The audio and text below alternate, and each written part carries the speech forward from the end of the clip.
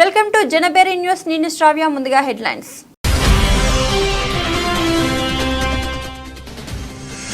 యాభై మంది ప్రయాణికులతో వెళ్తున్న రష్యా విమానం అదృశ్యం. AN-24 ప్యాసింజర్ ప్లాన్ మిస్ అయినట్టు చెప్తున్న అధికారులు.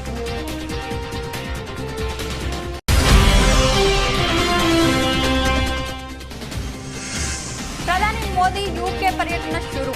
వాణిజ్య ఒప్పందం, ద్వైపాక్షిక సంబంధాలపై దృష్టి.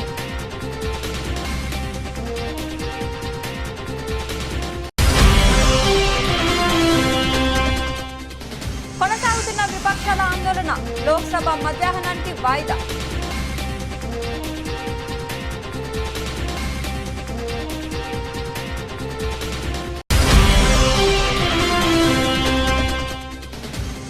కూటమి ప్రభుత్వం మా కార్యకర్తల్లో కసిని పెంచింది. బైరెడ్డి సిద్ధార్థ రెడ్డి సంచలన వ్యాఖ్యలు.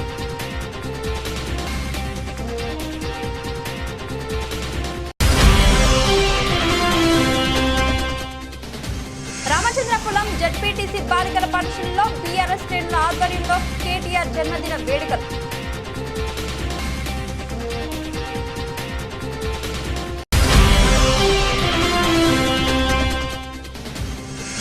మైదాన ప్రాంత గిరిజనులకు రాజకీయ రిజర్వేషన్లు కల్పించండి. మాజీ మంత్రి రవీంద్ర నాయక్.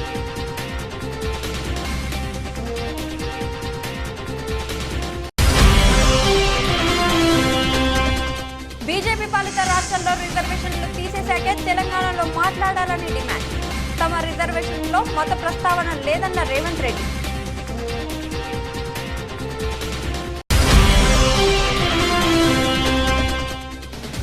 తనపై వస్తున్న ఆరోపణలను ఖండించిన కొలికపూడి. పెద్దిరెడ్డితో రహస్యంగా కలిశాడన్న వ్యాఖ్యలపై స్పందించిన తిరువూరు ఎమ్మెల్యే.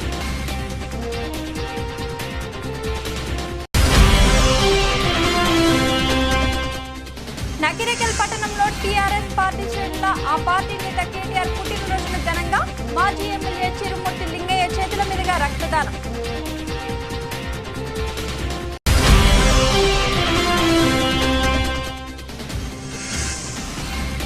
అనుబంధ విభాగాలన్నీ ఫోకస్డ్ గా ముందుకెళ్లాలి. YSRCP state coordinator Sajjala Ramakrishna Reddy.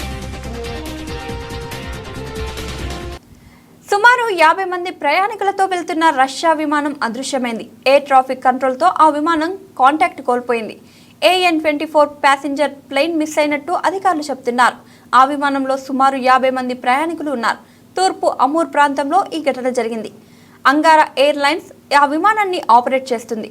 China border సమీపంలో ఉన్న అమూర్ ప్రాంతంలోని టిండా పట్టణం దిశగా ఆ ప్లేన్ వెళ్తుంది.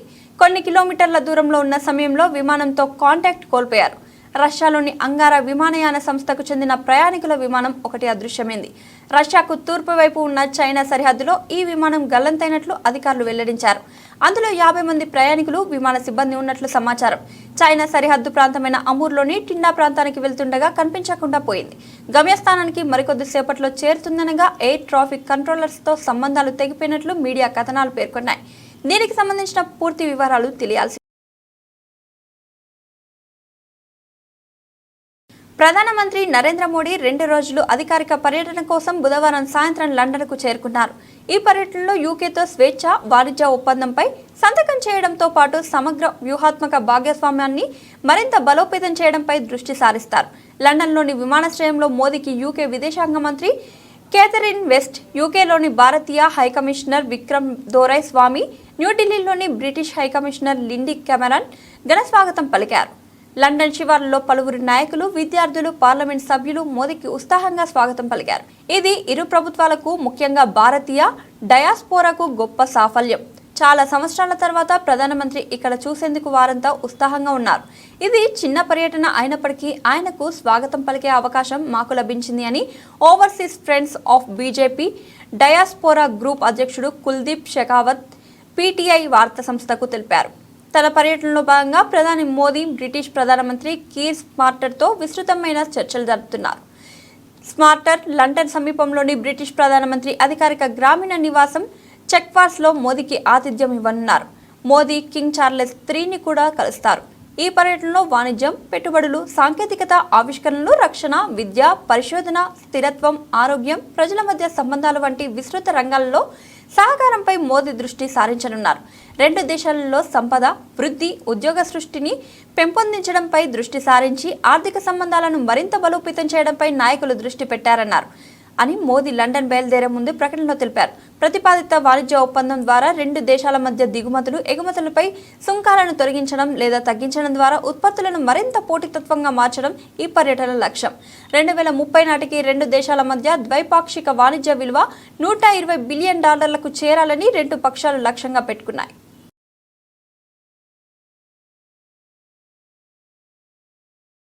పార్లమెంట్ వర్షాకాల సమావేశాలు వరుసగా 4వ రోజు గురువారం ప్రారంభమయ్యాయి. ఉదయం 11 గంటలకు ఉభయ సభలు సమావేశమయ్యాయి. సభ ప్రారంభం కాగానే లోక్సభలో విపక్ష ఎంపీలు ఆందోళనకు దిగారు. బీహార్లో ఓటర్ల జాబితా సవరణకు వ్యతిరేకంగా పెద్ద ఎత్తున ఆందోళన చేపట్టారు. ప్లకార్డులు ప్రదర్శిస్తూ నిరసన తెలిపారు. వాయిదా తీర్మానాలపై చర్చించాలని డిమాండ్ చేశారు. బీహార్ ఓటర్ల జాబితా సవరణపై చర్చకు పట్టుబట్టారు. స్పీకర్ ఓం బిర్లా ఎంత నచ్చజెప్పినా సభ్యులు వినిపించుకోలేదు.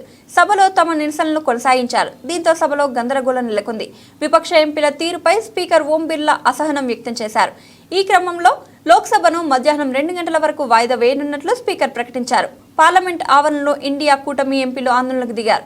బీహార్లో కేంద్ర ఎన్నికల సంఘం స్పెషల్ ఇంటెన్సివ్ రివ్యూ పేరుతో చేపట్టిన ఓటర్ల జాబితా సవరణకు వ్యతిరేకంగా ప్రతిపక్ష ఎంపీలు నిరసన చేపట్టారు. ప్లకార్డులు చేత పట్టుకొని పెద్ద ఎత్తున నినాదాలు చేశారు. 4వ రోజు వర్షాకాల సమావేశాల ప్రారంభానికి ముందు నిరసన తెలిపారు. కాంగ్రెస్ అగ్ర నాయకురాలు సోనియా గాంధీ సహా పలువురు ఇండియా కూటమి ఎంపీలు ఈ ఆందోళనలో పాల్గొన్నారు.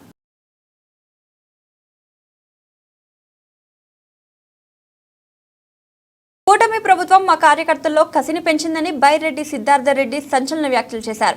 ప్రాణం పెట్టైనా ఈసారి జగన్ ని గెలిపించుకొని సీఎం చేసుకోవాల్సిందే, మనల్ని ఇబ్బంది పెట్టిన వారి సంగతి చూడాల్సిందేనని కసిని కూటమి ప్రభుత్వం మాలో రగిలిస్తుందని అన్నారు. నేను రాజకీయం అంటే ఏవో వెల్ఫేర్ స్కీమ్సో డెవలప్మెంటో కాదు. రాజకీయం అంటే గాన మొట్టమొదటి వచ్చేది లా అండ్ ఆర్డర్ని కంట్రోల్లో పెట్టడం, ప్రజలకు రక్షణ ఇవ్వడం. వీటిలో ఈ కూటమి ప్రభుత్వం కంప్లీట్గా ఫెయిల్ అయిందని చెప్పి ఈ సందర్భంగా నేను తెలియజేసుకుంటూ, ఎప్పుడైనా ఎవరైనా ఈ రాష్ట్రంలో పోయి ఏదన్నా సంక్షేమ పథకాలు ఇచ్చిన హామీలో నెరవేర్చినారా లేదా అంటే డైవర్షన్ కోసం రోజుకు ఒక టాపిక్.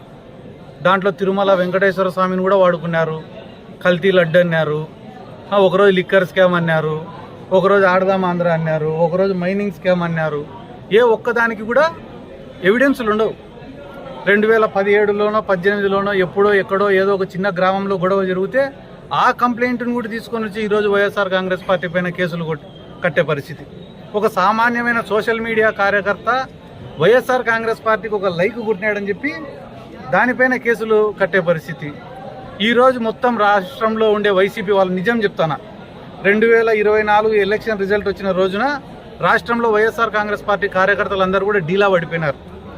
ఏందిరా ఇట్లా ఓడిపోయినాం, ఏందిరా మన పరిస్థితి, రాజకీయాల్లో ఉందామా సాధించుకుందామా అని ఒక డీలా పడే పరిస్థితిలో ఉన్నారు. కానీ ఇప్పటికి సంవత్సరం కాలే.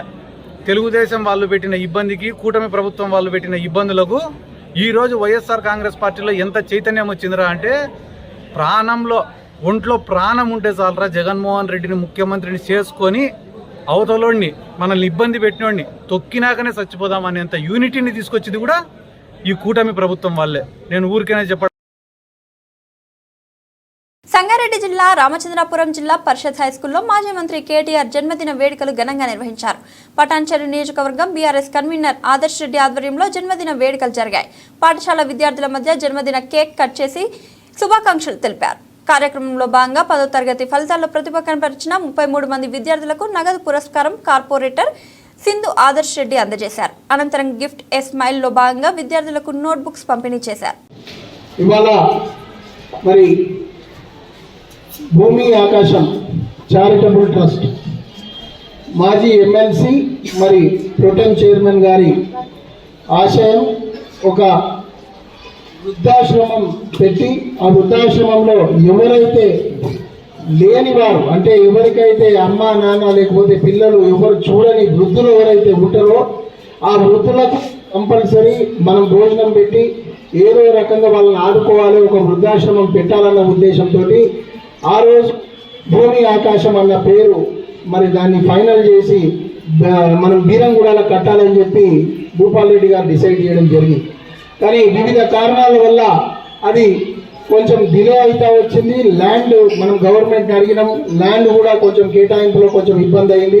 ఇప్పుడు కొంచెం వారికి కూడా హెల్త్ కొంచెం పర్మిట్ కాకపోవడంతో ఈ భూమి ఆకాశం పేరు మీద అది చేయకపోయినా ఎవరికైతే అవసరం ఉందో వారికి ఎప్పటికీ ఈ చారిటబుల్ ట్రస్ట్ కంపల్సరీ ఆదుకుంటుంది, వారికి తోడు నీడగా ఉంటుంది అన్న ఉద్దేశంతో మరి మాజీ ఎమ్మెల్సీ భూపాల్ రెడ్డి గారు ఈ వేదిక మీద ఉన్న పెద్దలందరూ, అది సింధు, మరి అంజన్న, కుమారన్న, పరమేశ్వరన్న, పాటిసత్తన్న, గౌజ్ భాయ్, మహబూన్ భాయ్, జగన్ అన్న, ఈ వేదిక మీద ఉన్న మా ఈ ఫ్యామిలీ మెంబర్స్ అందరం కూడా ఏజెన్సీ తరహాలో మైదాన ప్రాంతాల్లో నివసిస్తున్న గిరిజనులకు రాజకీయ రిజర్వేషన్లు కల్పించాలని మాజీ మంత్రి రవీంద్ర నాయక్ ప్రభుత్వాన్ని కోరారు. సోమాజిగూడ ప్రెస్ క్లబ్ లో తెలంగాణ మైదాన ప్రాంత గిరిజనుల ఐక్య వేదిక ఆధ్వర్యంలో ఏర్పాటు చేసిన విలేకరుల సమావేశానికి రవీంద్ర నాయక్ ముఖ్య అతిథిగా హాజరై మాట్లాడారు. 7% పైగా గిరిజన జనాభా మైదాన ప్రాంతాలలో నివసిస్తుందని అన్నారు. గత బీఆర్ఎస్ ప్రభుత్వం స్థానిక సంస్థల్లో రిజర్వేషన్లు కల్పించి కీలక చట్టసభలైన అసెంబ్లీ, పార్లమెంట్ స్థానంలో అవకాశం లేకుండా చేశారని మండిపడ్డారు. స్వాతంత్రం వచ్చిన దగ్గర నుండి గిరిజనుల అభ్యున్నతికి కాంగ్రెస్ ప్రభుత్వం ఎంతో కృషి చేసిందని అన్నారు. కాంగ్రెస్ అగ్ర నాయకురాలైన దివంగత ఇందిరాగాంధీ రిజర్వేషన్లు లభించక నష్టపోయిన బంజారా, లంబాడి, ఎరికల తెగలకు 108/1976 యాక్టును పార్లమెంటులో ఆమోదింపజేసిన ఘనతను గుర్తు చేసుకున్నారు. అలాగే ఇప్పుడు ప్రజాపాలన అందిస్తున్న కాంగ్రెస్ ప్రభుత్వం మైదాన గిరిజన ప్రాంతాలకు తగినంత రిజర్వేషన్లు కల్పించాలని కోరారు. ఈ కార్యక్రమంలో జగన్ నాయక్, విశ్లావత్, గిరిజన నాయకులు పాల్గొన్నారు. పేరుతో జరిగినటువంటి ఈ ప్రెస్ కాన్ఫరెన్స్లో కొన్ని ముఖ్యమైన విషయాలు రాష్ట్ర, కేంద్ర ప్రభుత్వాల దృష్టికి తేవడానికి ఇక్కడ రావడం జరిగింది. అందరికీ ధన్యవాదాలు. ముఖ్యంగా కాన్స్టిట్యూషన్, రాజ్యాంగం పుట్టినప్పటి నుంచి ఏజెన్సీ ప్రాంతాలు ఆటోమేటిక్గా రిజర్వ్డ్ అయి ఉంటాయి. ఈ ఏజెన్సీ ప్రాంతాల్లో ఏ ఎన్నికలు వచ్చినా లోకల్ బాడీ నుంచి మొదలు పెట్టుకుంటే అసెంబ్లీ, పార్లమెంటు వరకు మైదాన ప్రాంత గిరిజనేతరులు పోటీ చేసే అవకాశం ఉండదు కనుక అక్కడ ఎన్ని సీట్లు ఏజెన్సీలో ఉంటాయో అన్ని గిరిజనులకి రిజర్వ్ అయి ఉంటాయి. కాబట్టి అయితే ఏజెన్సీ ప్రాంతాల్లో గిరిజన జనాభాలో, అంటే రాష్ట్ర జనాభాలో గిరిజనుల జనాభా, ఈ గిరిజన జనాభాలో 30% మాత్రమే ఏజెన్సీలో ఉంటారు, 70% మంది మైదాన ప్రాంతంలో ఉంటారు. కాబట్టి ఏజెన్సీ గిరిజనులకు లభించే రిజర్వేషన్లకు అదనంగా మైదాన ప్రాంతంలో కూడా 70% నివసించే గిరిజనులకి అసెంబ్లీ మరియు పార్లమెంట్లో రిజర్వేషన్లు చేయాలనేది ముఖ్య డిమాండ్గా ఈరోజు ఈ వేదిక డిమాండ్ చేసింది. దీన్ని వెంటనే సమైక్యాంధ్రలో అన్యాయం జరిగింది మైదాన ప్రాంత గిరిజనులకు. తెలంగాణ వచ్చిన తర్వాత కూడా 10 సంవత్సరాల్లో కూడా చాలా నష్టం జరిగింది. కాబట్టి తెలంగాణ వచ్చిన తర్వాత గత ప్రభుత్వం 2,50,000 కోట్ల బడ్జెట్ గిరిజనులకు ఏదైతే ఇచ్చినారో అందులో అదంతా మిస్యూజ్ అయిపోయి ఒక్క అభివృద్ధి కార్యక్రమం కూడా జరగకుండా ఐటీడీఏలు పోయినాయి, సబ్ప్లాన్ నిధులు పోయినాయి, ట్రైకార్ నిధులు పోయినాయి, ట్రైఫెడ్ నిధులు పోయినాయి, అదే రకంగా పీటీజీ నిధులు.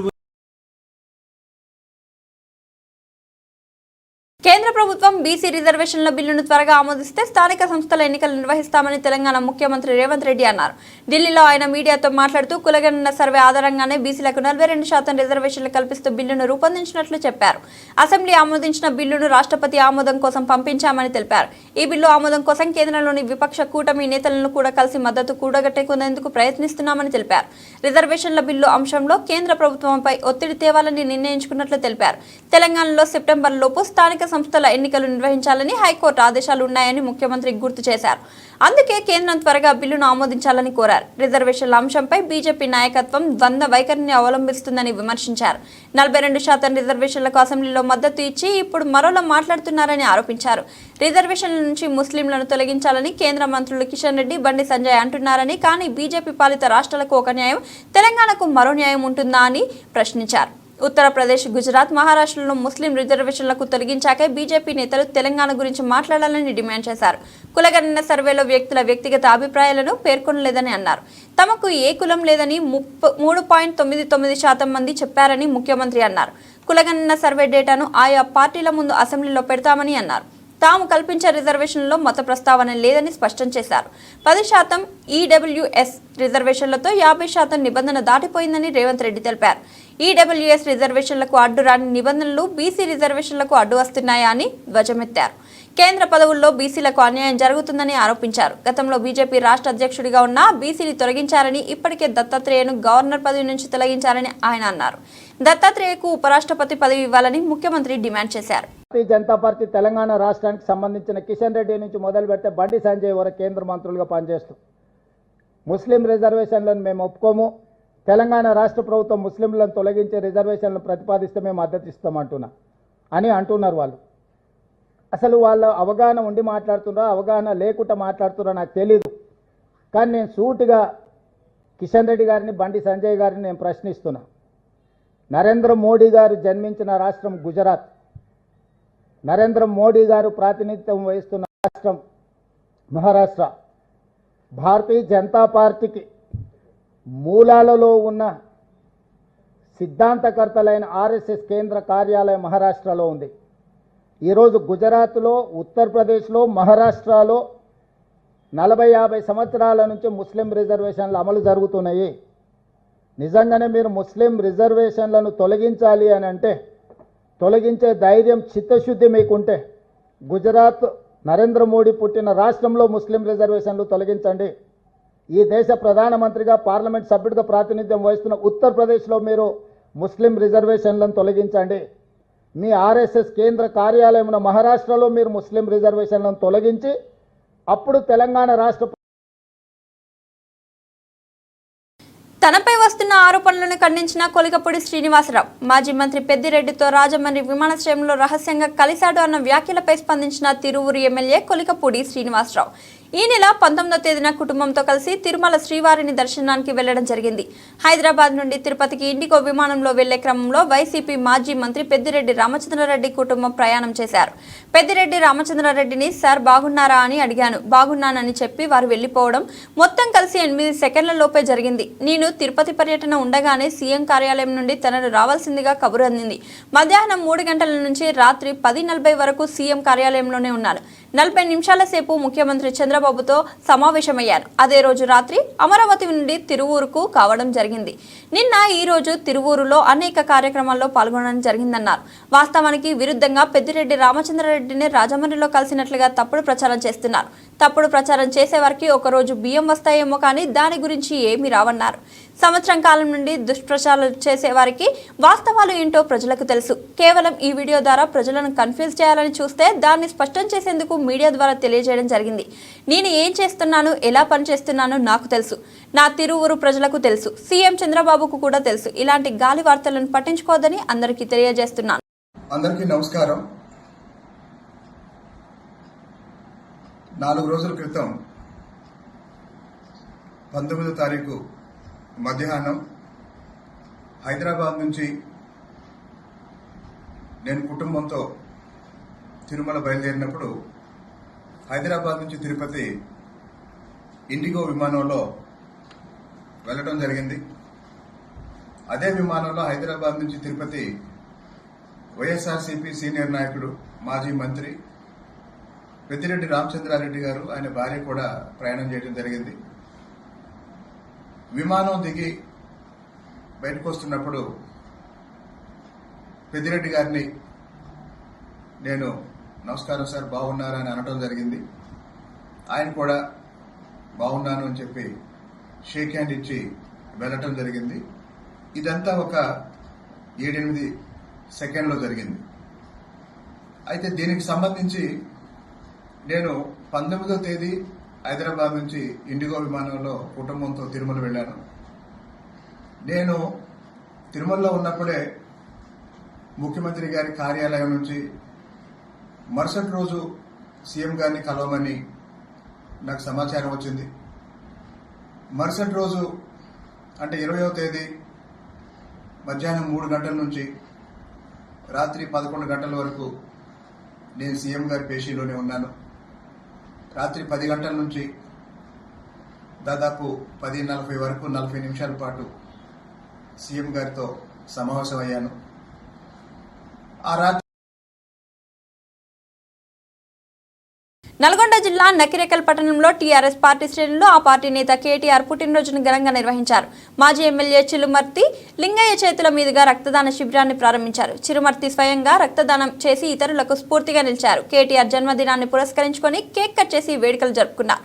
ఈ సందర్భంగా మాజీ ఎమ్మెల్యే లింగయ్య మాట్లాడుతూ 10 సంవత్సరాల పాటు తెలంగాణ అభివృద్ధి బాటలో పరుగులు పెట్టించిన టీఆర్ఎస్ ప్రభుత్వ పాలన రేవంత్ రెడ్డి ప్రభుత్వం వచ్చి రాష్ట్రాన్ని 20 ఏళ్లు వెనక్కి నెట్టింది. 2028లో కేసీఆర్ నాయకత్వంలో మళ్లీ టీఆర్ఎస్ ప్రభుత్వం ఏర్పడి తెలంగాణను దేశంలో నెంబర్ 1 రాష్ట్రంగా తీర్చిదిద్దే నాయకుడిగా కేటీఆర్ నిలుస్తాడు అని అన్నారు. కేటీఆర్ ఆదేశానుసారం స్థానిక ఎన్నికల్లో విజయకేతనం ఎగరవేయడానికి సిద్ధంగా ఉండాలని అన్నారు. స్థానిక ఎలక్షన్స్ లో కాంగ్రెస్ పార్టీకి తగిన బుద్ధి చెప్పాలని పిలుపునిచ్చారు. ఈరోజు బీఆర్ఎస్ పార్టీ వర్కింగ్ ప్రెసిడెంట్ యువ నాయకుడు తెలంగాణ అంటే ప్రపంచ వ్యాప్తంగా చాటు చెప్పిన గొప్ప యువ కిషోరం బీఆర్ఎస్ పార్టీ వర్కింగ్ ప్రెసిడెంట్ మా కేటీఆర్ గారి యొక్క జన్మదిన వేడుకలు రాష్ట్ర వ్యాప్తంగానే కాదు దేశవ్యాప్తంగా కూడా తెలంగాణ వాదులందరూ కూడా ఎక్కడికక్కడ ఒక పండుగ వాతావరణం లాగా మరి ఈ రోజు బర్త్డే వేడుకలు జరుపుకుంటాం. ఇందులో భాగంగానే ఈ రోజు నగరికల్ నియోజకవర్గంలో నగరికల్ టౌన్ లో ఈ రోజు వందలాది మంది బీఆర్ఎస్ పార్టీ శ్రేణులు యువకులు మరి రైతులు అందరూ కూడా వచ్చి స్వచ్ఛందంగా ఈ రోజు వారి బర్త్డే సందర్భంగా 49 సంవత్సరాలు పూర్తి చేసుకుని 50 అడుగుపెట్టిన సందర్భంగా మరి వారికి ఆయురారోగ్యాలు అందించాలని భగవంతుని మరి పూజల కార్యక్రమం చేసి వారు వ్యాప్తంగా ఈ రోజు మొత్తం లాంటి కార్యక్రమం మొదలుపెట్టి ఈరోజు నగరంగా నేర్చుకోవడంలో ఇప్పటికి దాదాపు 9 గంటల నుండి ఇప్పటికి దాదాపు 150 మంది మరి రక్తదానం కూడా కార్యక్రమం ప్రారంభించడం జరిగింది. దాదాపు 200 మంది పైచీలను కూడా కేటీఆర్ గారి కోసం వారి పేరు ఎంతో మంది ప్రాణాలను కాపాడాలని చెప్పి ఆలోచనతోటి మరి రక్తదానం ఇచ్చే మా సోదరులందరికీ మరి అందరూ కూడా కృతజ్ఞతలు తెలియజేస్తున్నాం. ఈ కార్యక్రమం పాల్పంచుకున్న మా మండల నాయకులు, మున్సిపల్ చైర్మన్లు, మార్కెట్ కమిటీ చైర్మన్, జడ్పీటీసీలు, ఎంపీటీసీలు, సర్పంచులు, విద్యార్థి విభాగాలు అందరూ కూడా పెద్ద ఎత్తున పాల్గొని మా నాయకులు దేశానికి ఒక దిక్సూచి, రాష్ట్రానికి ఒక దిక్సూచి మరి కేటీఆర్ గారు అని చెప్పి సందర్భంగా అనుబంధ విభాగాలన్నీ ఫోకస్డ్గా ముందుకెళ్లాలి. ఆర్గనైజేషన్ స్ట్రక్చర్ పై సీరియస్ గా దృష్టి పెట్టాలి. మనం కమిటీల నియామకాలు పకడ్బందీగా చేయాలి. ఎక్కడ పొరపాట్లకు తావివ్వకూడదు. అనుబంధ విభాగాలు గట్టిగా నిలబడినప్పుడే ఎన్నికల్లో ధీటుగా నిలబడతాం. రాష్ట్ర స్థాయి నుంచి గ్రామ స్థాయి వరకు పదాతి దళం సమర్థవంతంగా పనిచేయాలి. కొన్ని విభాగాలు మరింత ఫోకస్ గా పనిచేయాల్సిన అవసరం ఉంది. రాష్ట్ర కార్యవర్గం బలంగా ఉన్నప్పుడు మనం బలంగా ప్రజల్లోకి, పార్టీలకి ఇమేజ్ తీసుకెళ్లగలుగుతాం. ఫైనల్ గా ఎన్నికల్లో వైఎస్ఆర్సీపీ అభ్యర్థుల విజయానికి బాటలు వేయాలి. కమిటీల ఏర్పాటుపై సీరియస్ గా దృష్టి పెట్టాలి. కమిటీలన్నీ పూర్తయితే 14 లక్షల నుంచి 18 లక్షల మంది సైన్యం సిద్ధమవుతారు. అనుబంధ విభాగాలు, కమిటీల నియామకాలు త్వరితగతిన పూర్తి చేయాలి. పదవులు అలంకార ప్రాయంగా కాకుండా పార్టీ బలోపేతంపై దృష్టి పెట్టాలి. పదవులు పొందిన వారంతా తగిన బాధ్యతలు సమర్థవంతంగా నిర్వహించాలి. నిర్ణీత కాల పరిమితిలో కమిటీలు పూర్తి చేయాలి. క్రియాశీలకంగా ఉండగలిగే వారికి కమిటీలలో ప్రాధాన్యత ఇవ్వాలి. మనమంతా కలిసి పార్టీని బలోపేతం చేద్దాం. మరోసారి మన నాయకుడు జగన్ ని సీఎం చేసుకుందాం అని వైఎస్ఆర్సీపీ స్టేట్ కోఆర్డినేటర్ సజ్జల రామకృష్ణారెడ్డి అన్నారు. ఇప్పటి నుంచి జరగబోయేదంతా వీలైనంత వరకు ఫుల్ ప్రూఫ్గా పక్కాగా ఒక ఆర్గనైజేషన్ బిల్డ్ చేద్దామనేది ఒక గట్టి నిర్ణయానికి ఆయన వచ్చారు. రెండవది, ఇక ముందు ఏది జరిగినా గతంలోలాగా కాకుండా మన ఆర్గనైజేషన్ యాజ్ సచ్ ఎవరి చేతిలోనో పెట్టి నడపమన్నట్టు కాకుండా మనమే నడుపుతాం, ఆర్గనైజేషనే నడుస్తుంది. ఇది మనం ఎంతమందిని బయట నుంచి కన్సల్టెంట్లు పెట్టుకున్నాం, ఇంకోటి జరిగినా మన ఆర్గనైజేషనే మన పెద్ద వెపను, టూలు.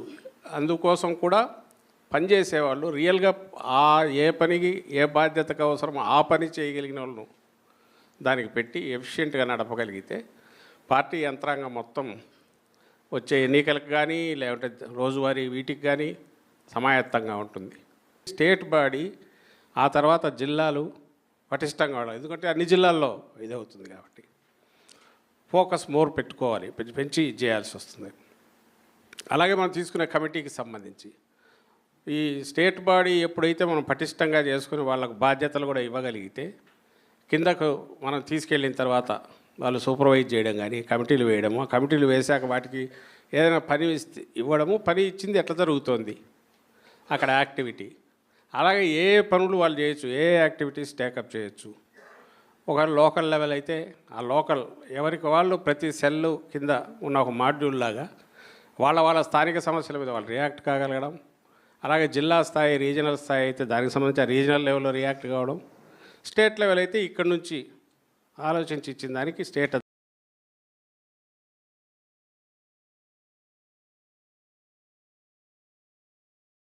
భారత స్టార్ ఆల్రౌండర్ రవీంద్ర జడేజా ప్రస్తుతం ఇంగ్లాండ్లో జరుగుతున్న టెస్ట్ సిరీస్లో అద్భుతంగా రాణిస్తున్న విషయం తెలిసిందే. ఈ క్రమంలో అతడు ఓ అరుదైన ఘనతకు చేరువగా ఉన్నాడు.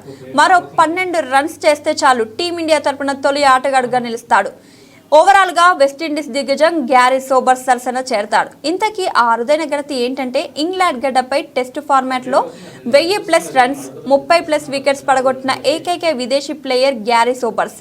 ఈ కరేబియన్ ఆటగాడు 21 టెస్టుల్లో 1820 పరుగులు 30 వికెట్లు పడగొట్టాడు. టీమిండియా ఆల్రౌండర్ రవీంద్ర జడేజా ఇప్పటికే 30 వికెట్లు పడగొట్టగా 988 రన్స్ చేశాడు. అంటే మరో 12 పరుగులు చేస్తే ఆ క్లబ్లో చేరే తొలి భారతీయ ఆటగాడిగా అరుదైన ఘనతను సొంతం చేసుకుంటాడు.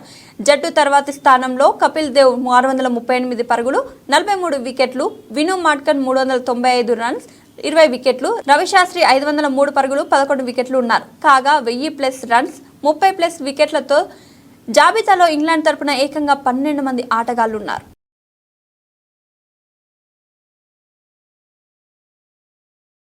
బంగారం వెండి ధరలు తిరిగి పెరిగాయి. పసిడి ధర మరోమారు 1,00,000 మార్కును అధిగమించగా కిలో వెండి ధర 1.15 లక్షలకు చేరి సరికొత్త గరిష్ట స్థాయిని నమోదు చేసింది. అంతర్జాతీయ పరిస్థితులు, దేశీయ అంతర్జాతీయ మార్కెట్లో నెలకొన్న అనిశ్చితి కారణంగా వీటి ధరలు పెరిగాయి. Indian bullion and jewellers association విడుదల చేసిన సమాచారం ప్రకారం 24 క్యారెట్స్ 10 గ్రాముల పసిడి ధర 99,508 రూపాయల నుండి 1,0533 రూపాయలకు పెరిగింది.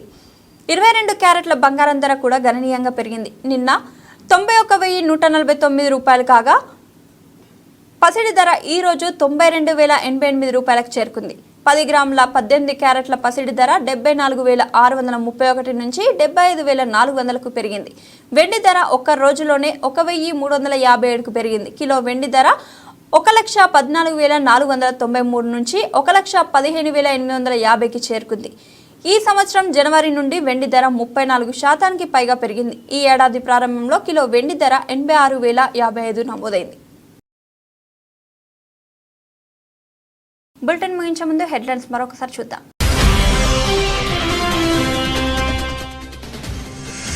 50 మంది ప్రయాణికులతో వెళ్తున్న రష్యా విమానం అదృశ్యం.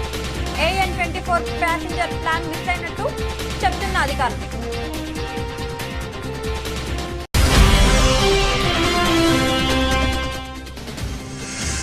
ప్రధాని మోదీ యూకే పర్యటన షురు.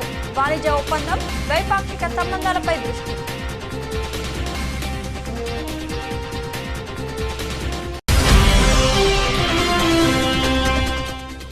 కొనసాగుతున్న విపక్షాల ఆందోళన, లోక్సభ మధ్యాహ్నానికి వాయిదా.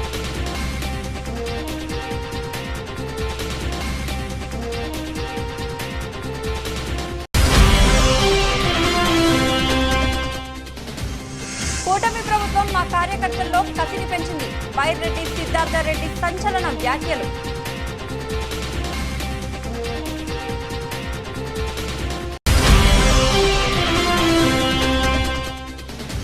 రామచంద్రపురం జెడ్పీటీసీ బాలికల పాఠశాలలో బీఆర్ఎస్ శ్రేణుల ఆధ్వర్యంలో కేటీఆర్ జన్మదిన వేడుకలు.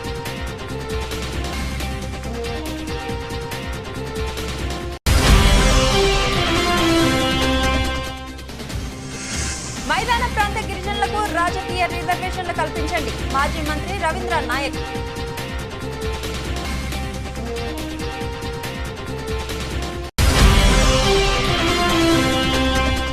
బీజేపీ పాలిత రాష్ట్రాల్లో రిజర్వేషన్లు తీసేశాకే తెలంగాణలో మాట్లాడాలని డిమాండ్.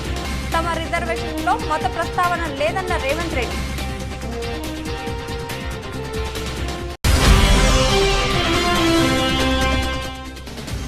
తనపై వస్తున్న ఆరోపణలను ఖండించిన కొలికపూడి. పెద్దిరెడ్డితో రహస్యంగా కలిశాడన్న వ్యాఖ్యలపై స్పందించిన తిరువూరు ఎమ్మెల్యే.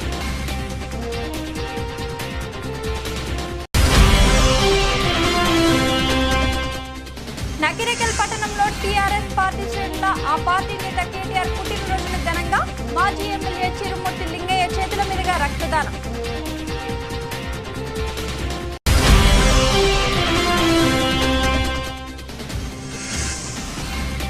అనుబంధ విభాగాలన్నీ ఫోకస్డ్ గా ముందుకు ముందుకెళ్లాలి. YSRCP state coordinator Sajjala Ramakrishna Reddy.